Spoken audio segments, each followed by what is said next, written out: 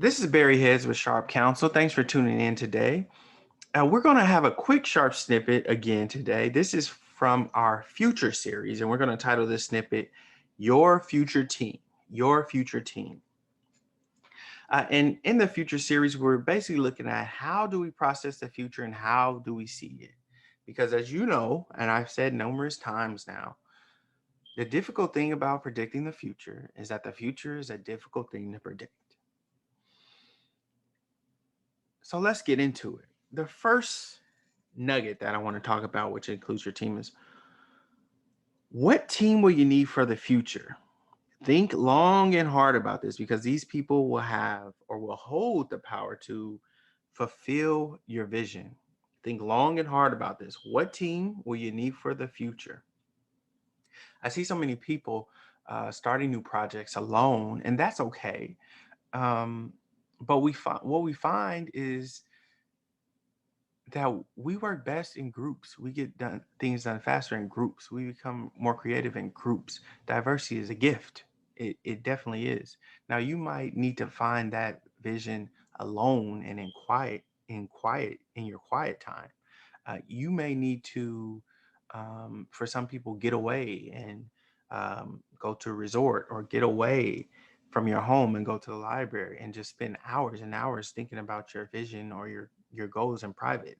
That's all fine. But if we want to fulfill a large vision or reach an enormous goal, typically we need a team, and having a team makes things quite a bit easier if we pick the right team. If we pick the right team.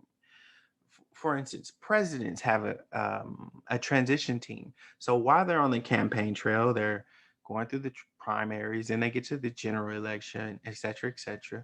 They're raising millions and millions of dollars to run their campaign. They're talking on TV. They're doing interviews. They're in debates. They're picking a campaign staff. But while they're doing that, any candidate worth their salt running for president in the United States of America puts together a transition team, and that team is there to help them once they win. If they believe they will win, they put together a transition team to prepare them for the future. And if presidents of the United States are wise enough to know, hey, I need help, then we all should be wise enough to know we need help, whether that is you're building want to come up with a shoe store, or you want to sell perfume or jewelry, or if you want to um, have an office with a number of psychologists in it and you want to help people, we need a team. We need a team. A team is so important because, excuse me, a future team is so important because while we're in the present, we need to be thinking about the future. We need to split our energy in some cases. Okay. We need to split our energy in some cases. Now, if going back to our analogy or a metaphor with the president, now during the middle of a debate, should they be thinking about the future? Probably not. They should be in the present moment. If they're at an event where they're fundraising, should they be thinking about the future? Not so much. They should be in the moment.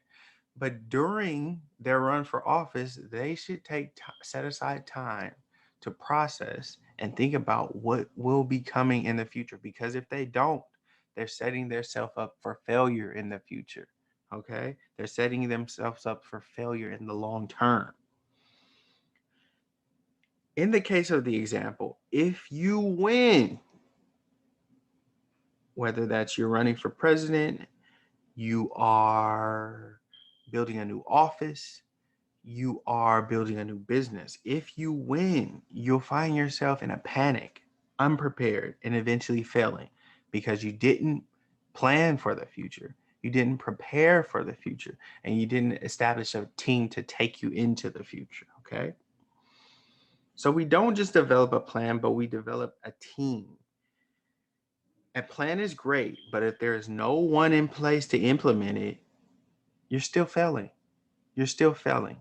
I know lots of people who do great, but they don't want to work with people or they don't want to take time to plan the future. They're so um, centered into the minutia of the day, the minutia of the minute. No, we have to think future. Two things you want to see in the members of your team. Two things I want to leave you with that.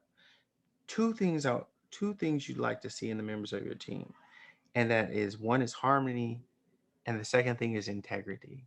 Now, intelligence is great, etc., etc., but I always want to see, number one, harmony, and number two, integrity. Number one, harmony being, can we work together? Because if we can't work together, then we're wasting our time.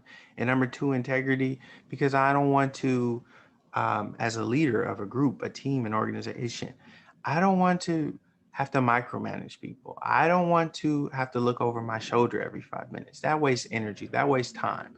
Why should you be there in the first place? And I don't want corruption rampant in the organization that I'm trying to lead or raise its potential. So take care of your team. They'll take you to the next level. I say it again. Take care of your team. They'll take you to the next level, and prepare for the future. This is Barry Heads with Sharp Counsel. Take care.